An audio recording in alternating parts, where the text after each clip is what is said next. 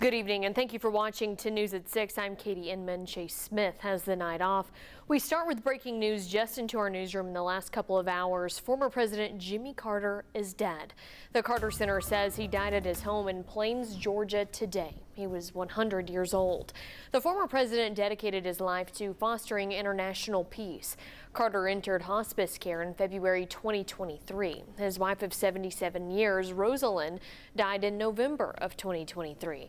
He was the first United States president to reach a 100th birthday. Carter was elected president in 1976 and only served one term. He was later awarded the Nobel Peace Prize in 2002 for his global human rights efforts. He was also the first American president to be born in a hospital.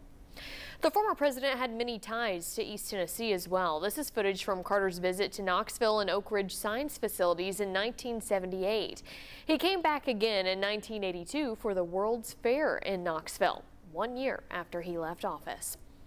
And we spoke to one man who served with former President Carter back in September. Perry Boyd was charged with protecting him while he was president as part of his security detail on Air Force One. We interviewed him as the nation was preparing for Carter's 100th birthday on October 1st. He remembers the former president as a man of honesty and integrity. In my view, he did everything within his power to keep from having any of us military people die on his watch. And being a military person, I really admired that. I did not like the fact that when he would come off the airplane, he would turn and go over to the crowds. I didn't like his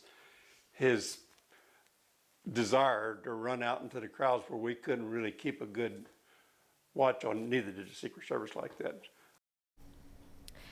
Another East Tennessean who knew President Carter is Lori Amber Rosner, a professor with the University of Tennessee School of Journalism and Media. She has studied Carter's life and career, and in 2014 she wrote a book on his presidential campaign. She says President Carter entered office at a very transformative time in American history following the Vietnam War and Watergate scandal.